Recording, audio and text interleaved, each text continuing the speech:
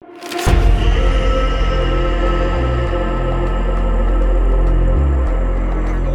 good day po mga ka-ride. Getting ready for short ride.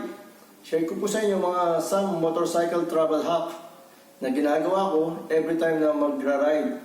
Short ride at lalo na po kung long ride. Magaling na po ang prepare tayo para sa mga aberyang ating pwedeng kaharapin sa ating pagmamotor ride. Una po sa lahat, hindi ko po kinakalimutan magdala ng duct tape, ziptie, at electrical tape. Duct tape po, para hindi bulky, niro-roll ko po siya sa isang pen. Kasama po ng electrical tape, magkatabi po sila para hindi po sila bulky at madaling ilagay sa compartment ng ating mga motor. Same with ziptie, inaano ko po siya ng tape para sama-sama na hindi kalat, hindi sabog.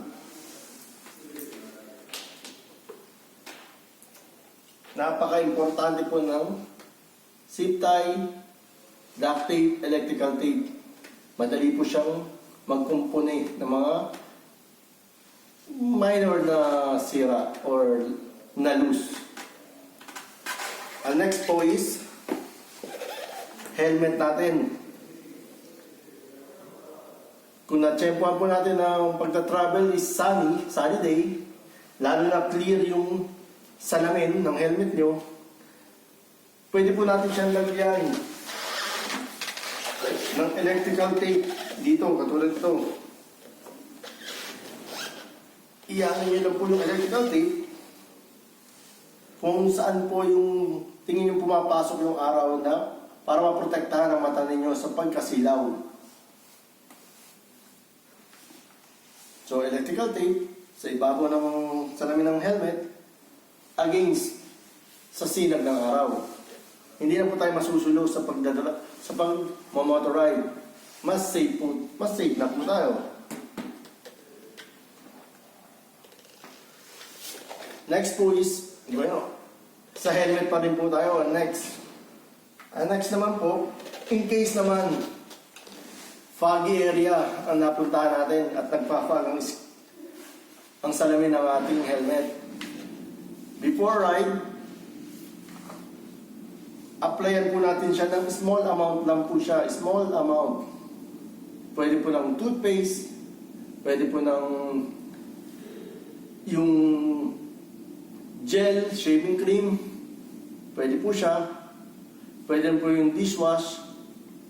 Small amount lang po na ilalahid po natin sa salamin ng ating helmet hanggang yung maging clear po siya. Hindi po yung sobrang kapal kasi maglalabo naman po ating salamin. Kayo na lang po ang magtimpla.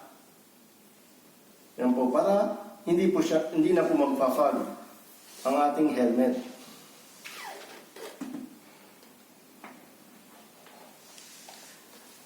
At next naman po, lalo na kung long ride ang ating gagawin, na kailangan natin magdala ng extra damit para po mas hindi bulky, para mas pwede po siya sa maliit na bag. Yung tiklop po ng ating damit, mas maganda po siya kung i-roll natin para hindi siya mag-occupy ng mas maraming space, mas maliit po. Kaya pwede po siya sa mga small bag.